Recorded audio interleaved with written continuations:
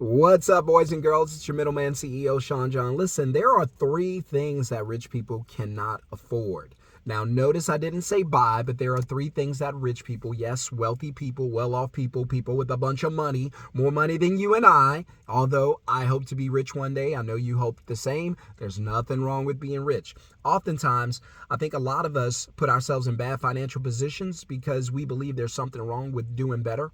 We believe intrinsically there's something wrong with being rich. I just want to let you know from the source, from the top of the top, you can't get no higher than this.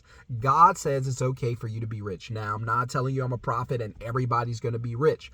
The reason, I will say this, everybody can be rich, right? Everybody who's got the tools, the equipment to do a certain thing in a certain arena, and if it pays enough, they can be rich. So everybody has the ability to do something that can make them a bunch of money. And rich is a relative term where it could be, it could be $250,000 a year, which I believe is rich, or it could be $1 million a year, which some rich people believe is poor, right?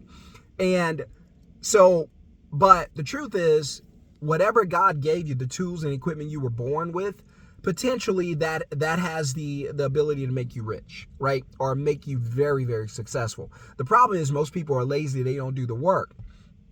So God gave LeBron James 6'8", 6'9", 250-pound body and run like a deer, the most freakish athletic person we've ever seen. But if LeBron James didn't go to practice and work on his jump shot and perfect his game and perfect his skill, he wouldn't be making tons of money to be in front of us on the television. Does that make sense? So he gives you the equipment, yes, but you have to put the work in.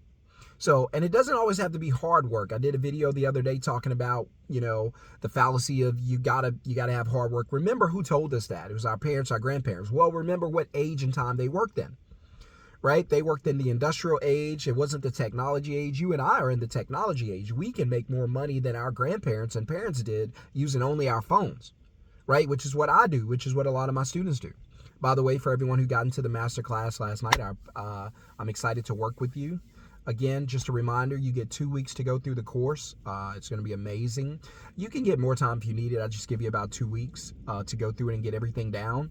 And it's fun. It gives you some homework and whatnot. It's an awesome project. And I promise you it's not going to feel like work. It's not going to feel like a classroom. It's going to be exciting. And then after that, you and I, we start doing mentorship training, group training, stuff like that. And that's where we go next. We're also working on some cool group things. We got that stuff hoping to come out by the end of the year. We're almost to November. That's nuts. So, by the way, hit subscribe, hit thumbs up. Thank you for hitting the channel up. If you want to learn how to start a middleman business from your phone because you don't trust your job and you need more money and you don't always want to go to work to get it, put the word middleman in the comments below to find out more about what a middleman business is and see if it's right for you. So, but again, everybody has the ability to be rich. Everybody has the ability to make money, somehow, some way. So if you have the tools, the equipment, then you can do it. Now, but to be rich is awesome. I bet. I've never been rich. Now we do make a good bit of money with my middleman business. We've been doing that since 2020. But I'm not to $1 million a year or anything like that. Hope that's my goal. I do want to get there within the next couple of years, so we'll see. But saying all that to say this, that there are things, even though there are people out here who are serious millionaires, there are things, and I'm just going to give you three things, that these millionaires, as wonderful as they are, as awesome as they are, three things they can't afford. Now, notice I didn't say things they can't buy, right? But there are things they can't afford. Right, and I'll just run them off the top of my head. Number one, and in no particular order, but number one, they can't afford laziness. If you are lazy, you're gonna reap what you sow. So if you do nothing, you get nothing. Again, it doesn't have to be hard, but if you're lazy, that's what you're gonna. If you plant a lazy seed, you're gonna get lazy crops. That's it. You plant a rose, you're going to get a rose bush. You plant an orange, you're going to get an orange. You're never going to plant one thing and get another. The ground's going to do its job and produce whatever you plant. It doesn't care if it's poison. It doesn't care if it's edible. It doesn't care. The environment's going to do its job. The question is, what are you going to do? So if you're lazy, you have a lazy mindset. You have a lazy body. right? Everything about you is lazy, then you're not going to be able to accomplish much in your lifetime, and that's a fact. So lazy is something that rich people stayed away. That's one thing rich people cannot afford. Another thing they can't afford to not take risks. A lot of you guys get paralyzed whenever something comes up that's an opportunity, but you see it as risk. I see it as opportunity. I told you, if you change your vocabulary, you change your life.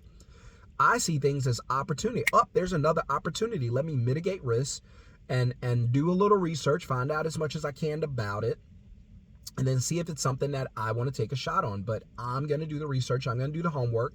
I'm going to do my due diligence. And there's the laziness again, because a lot of you won't. And I'm going to get in this, and I'm going to take an opportunity. But I'm not going to say no to it. I'm going to find out, right? For all the students who enrolled in the Middleman CEO Masterclass, almost 200 students now, those students had no idea what a middleman business was until they met me and watched these videos. And they didn't shut it down. They were like, you know what? I'm going to listen. I'm going to watch this video. I'm going to come to this training. I'm going to see what this is. And they dove in head first to create money from their phones. That's how you do it. Now, I'm not saying everybody has to have a middleman business or everybody's got to be an entrepreneur. No, it's not right for everybody. Everybody doesn't need that. Just the ones who want to change their lives, don't trust their jobs, want to make more income, and want to live a life of freedom. Those are the ones who need that. Everybody else, you don't need that. You need to go to work.